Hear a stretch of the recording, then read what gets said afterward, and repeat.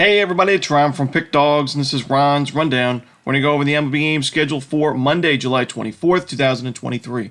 Now, if you like what you see, make sure to give this video a big thumbs up and subscribe to our channel. Don't forget to put your baseball picks in the comments section below. And if you're looking for my best bets, including my $19 rundown best bet, you can find those at the premium picks tab at pickdawgz.com. Alrighty, let's get into it. Here are the games for Monday in Major League Baseball.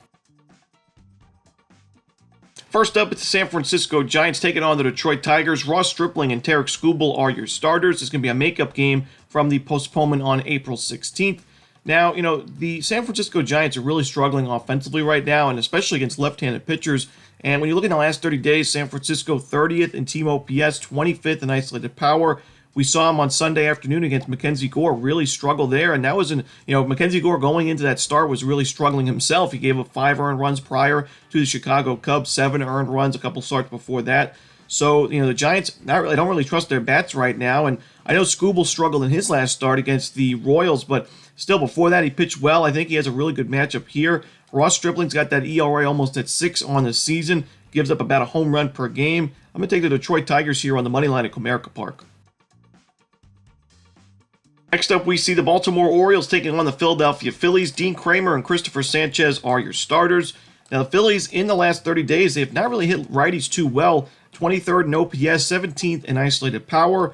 And, Dean Kramer is pitching well in July, even though his last start was not his best against the Dodgers. That was a really tough matchup against the Dodgers team that's just crushing the baseball right now. And, Kramer still, the Orioles are 3-0 in his starts in July. He's got that ERA below 4 in July so far. And I think he's going to pitch pretty well in this game. And on the other side, Christopher Sanchez, a left-handed pitcher. The Orioles improving their numbers against lefties. We saw in the series against Tampa Bay, they got to Shane McClanahan for 5 runs early on in that game. And I think they'll be able to get to Christopher Sanchez here. I like the Orioles in this spot on the road on the money line. Next up, we see the Washington Nationals taking on the Colorado Rockies. Austin Gomber and Patrick Corbin are your starters. Two teams playing pretty good baseball right now. They pulled off some upset wins in the weekend series against the Marlins and the Giants. But in this matchup, I do like the Nationals on the money line at home. I do think Patrick Corbin is the better starting pitcher in this matchup. And, I also think the Nationals, even though both of these teams against lefties in the last month have done pretty well, the Nationals are number 2 in baseball in team OPS and isolated power against lefties. A very low strikeout rate to go with it. And overall this season, the Nationals have done a pretty good job against lefties, while the Rockies, they're only starting to hit them now. At the beginning of the year, they were one of the worst lineups against left-handed pitchers. So I do think the Nationals are the better side here. So give me the Washington Nationals on the money line.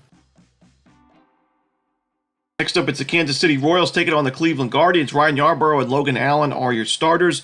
I like the over in this game. The Guardians bullpen was really worked heavily in that series with Philadelphia. Going into game 1 of this series, not really in the best of shape in terms of rest. And when you look at Logan Allen, look at his last 5 starts. He went 6 innings, but he gave a 5 earned against the Astros. Then he goes only 3 innings against the Padres, 4 innings, 3 and 2. 5 innings his last start against the Pirates. He doesn't really go too deep in the ball game, so I do think the Guardians bullpen is going to have to work quite a bit in this game as well. I think Kansas City will be able to take advantage of that. And Ryan Yarbrough on the other side, I think he's improved his game, but he left the last game against the Tigers early because of a hamstring issue. We know he's had injury problems. He might not be able to last long in this game if he even pitches to begin with. There's no official line right now, but there's also, Yarbrough just faced this Guardians lineup back on July 9th, so the familiarity, I think, is going to definitely be an advantage for Cleveland. This Royals bullpen's not been very good this season, so I think we see scoring early and late from both of these teams. Give me the over here in Kansas City, Cleveland. Next up, we see the Seattle Mariners taking on the Minnesota Twins. Luis Castillo and Kenta Maeda are your starters. We saw the same pitching matchup last week. I like the Twins in that game. I like the Twins in this game as well. Minnesota, winning record at home this season. Mariners, losing record on the road. Castillo, pitched okay at a quality start in the end. He had 11 strikeouts in those 6 innings, but gave up 2 more home runs. He's given up a lot of home runs as of late, at least 2 homers in 4 of his last 5 starts, and that was enough for the Twins to win that game in the end. Kenta Maeda, 6 1/3 innings, only 2 runs with 9 strikeouts, no walks allowed. He's been in great form for Minnesota right now. The Twins are 4-1 in his last 5 outings. Give me Minnesota Twins here on the money line at Target Field. Next up, we see the Cincinnati Reds taking on the Milwaukee Brewers. We're going to see Graham Ashcraft and Colin Ray on the mound in this one. Now, the Brewers have pretty much dominated this season series. It's going to be the final series between these two teams.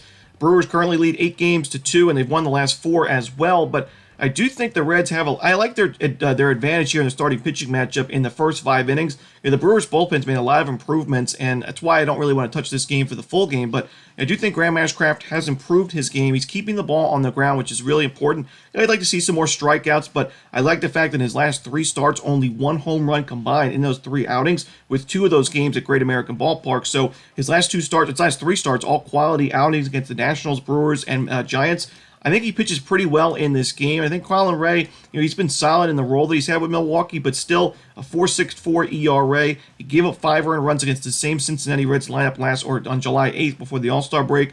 I don't love his chances here. Give me the Cincinnati Reds in the first 5 innings on the money line on the road. Next up, it's the Pittsburgh Pirates taking on the San Diego Padres. Rich Hill and Yu Darvish are your starters. I like the Padres in this game on the run line. Yu Darvish has had 2 nice bounce-back outings in his last 2 starts against the Phillies and the Blue Jays, 2 strong lineups. He went 6 innings, 1 run, 9 strikeouts against Philadelphia in an 8-3 Padres win, and then 6 innings, a shutout ball against the Blue Jays, 7 strikeouts in a 2-0 Padres win. I think his offense backs him up in a big way as well. Rich Hill, a lefty, hasn't pitched too well this year, 4.84 ERA, 4.7 ERA on the road. The Padres have hit lefties well this season, including the last 30 days. Give me the San Diego Padres on the run line at Petco Park.